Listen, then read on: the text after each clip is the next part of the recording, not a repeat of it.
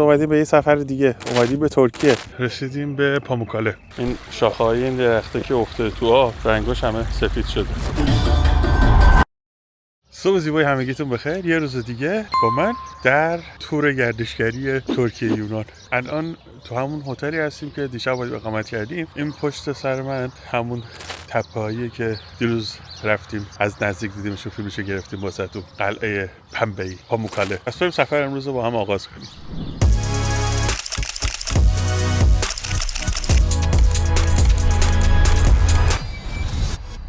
قبل از اینکه بریم به شهر آفرودیسیاس اومدیم به یه جایی که قالی درست میکنن، داره قالی دارن و دارن همینجا درست میکنن. گفتیم یه ویدیو واسهتون بگیریم و بعد بریم به سمت شهر آفرودیسیاس. با هم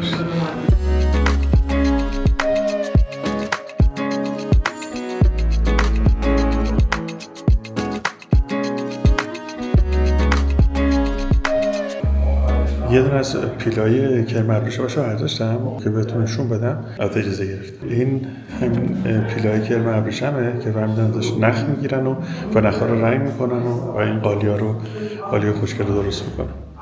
گفتم اینم نشونتون بدم. اینا. البته اتاقا رو نمیشه ویدیو گرفت، به خاطر همین اومدم بیرون. muss die Kokons nach unten schütten, die ersten circa 100 Meter herausziehen, das ist die trockene Seite, die Schabseite. Dann fängt hier Mathematik an. Also was ist mit Mathematik gemeint? Gesichtscreme. Wenn Sie auf eine Kosmetikverpackung lesen, Seidenprotein. Nobel'liyim, Çingöl olmuştu. Teşekkür ederim. این هم از تور گردشی در آلیوافی. اولش که خیلی جنتلمنانه برخورد میکنن، تهش یه عالم فروشنده میفتن دنبالت که حتما باید یه دونه گلیمی، یه فرشی، یه چیزی بکنن تو پاچت. یعنی بدتر از بازار بزرگ داخل استانبول. یکیشون یه حرف بی‌ادبی زد به ترکی، فکر کرد من نفهمیدم. بعد اومدم برم سراغش. بعد یکی از خانمای تو گروه گفتش که ولش کن، شاید حالا این نبوده، یا شاید چیزی بوده، شاید اصلا با ما نبوده، شاید اصلا با تو نبوده. خلاصه ولش کن، بیخیال شد. ولی که بعضیاشون اینجوری ان دیگه. بریم به سمت مقصد بعدی. منتظریم که یه سری از بقیه دوستانم که داخل هستن بیان، اگه خریدشون انجام بدن و بریم به سمت مقصد بعدی. با اون باشید.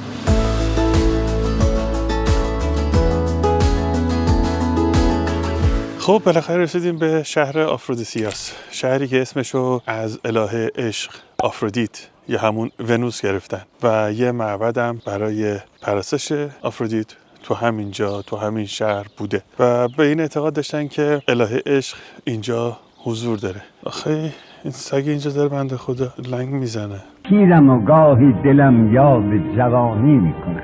دستش آسیب دیده. یکم خواب میزدم و لولم. تمام مجسمه‌های اینجا همه از مرمره و به خاطری که نزدیک این شهر اینجا معدن سنگ مرمر بوده، به خاطر همین اینجا یکی از شهرهای پولدار به حساب می اومده. مرمر هم اندازه طلا قیمت داشته و به خاطر همین اینجا یکی از مدارس هنر بوده. مدرسه هنر مجسمه سازی می اومدن اینجا یاد میگرفتن، از سراسر امپراتوری روم می اومدن اینجا و اینجا مجسمه سازی یاد میگرفتن. یکی از بهترین شهرهایی بوده که میشد اینجا مجسمه‌های خوب و ساخت و خرید.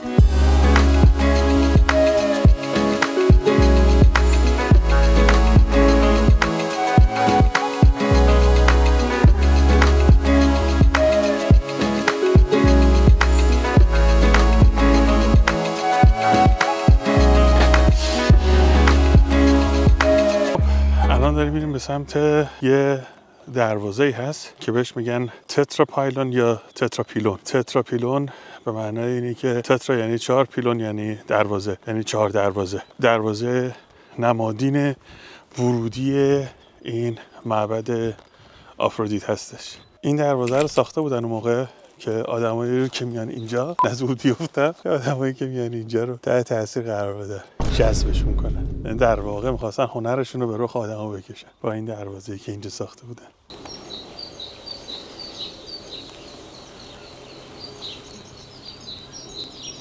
کنده‌کاری اون بالا رو می‌بینی؟ خوشگل.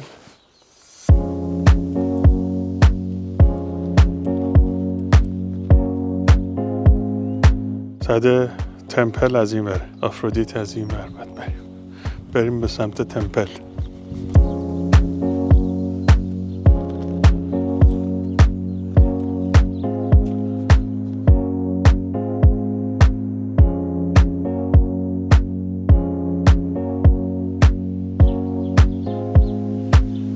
اینم باقی مونده بقایای معبد آفرودیته و اینکه فقط دیگه یه اسکلتی ازش مونده دیگه، این ستونا مونده. یعنی در واقع اینجا دیوار داشته، سقف داشته و فقط الان این ستونا مونده. بازم جای شکرش واقعی که ستونا پاورجاست. بریم داخل، از داخلم ببینیم.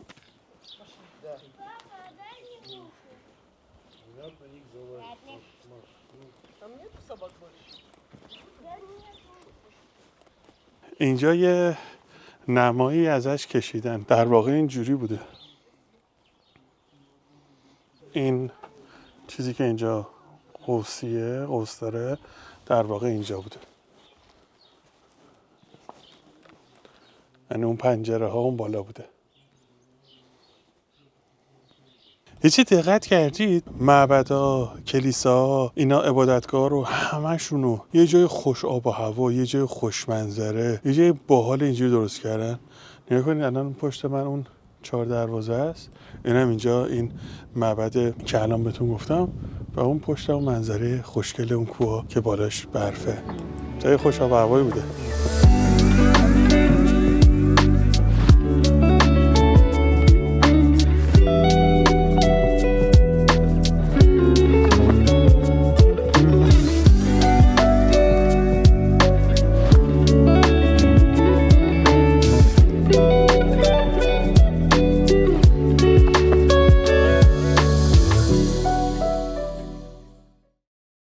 اینجا خونه فرماندار، بخشدار، حالا هر کسی که اون موقع بوده مسئول این شهر بوده، اینجا خونش بوده. البته ما دیر اومدیم دیگه رفتن. یه داستانی هستش راجع به اینجا، راجع به آفرودیت. میگن که یه مهمونی بوده به مناسبت قهرمانی یک اسطوره و همه خدا دعوت بودن به جز اریس، الهه اختلاف. اینم میاد یه سیبو میندازه وسط، میگه برای زیباتری. 3 تا الهه میان در نهایت جلو. هرا بوده که الهه قدرت بوده، آفرودیت بوده که الهه عشق و احساس و زیبایی بوده و آتنا بوده که برای عقل بوده. در نهایت اینا قضاوت رو میسپارن به یک نفر، به پاریس، و میگن آقا تو انتخاب کن و هر کدوم هر چی که داشتن رو بهش به عنوان رشوه میخواستن بدن. آفرودیت میگه که من زیباترین زن دنیا رو بهت میدم، هلن، و اونم قبول میکنه و هلن رو بهش میده.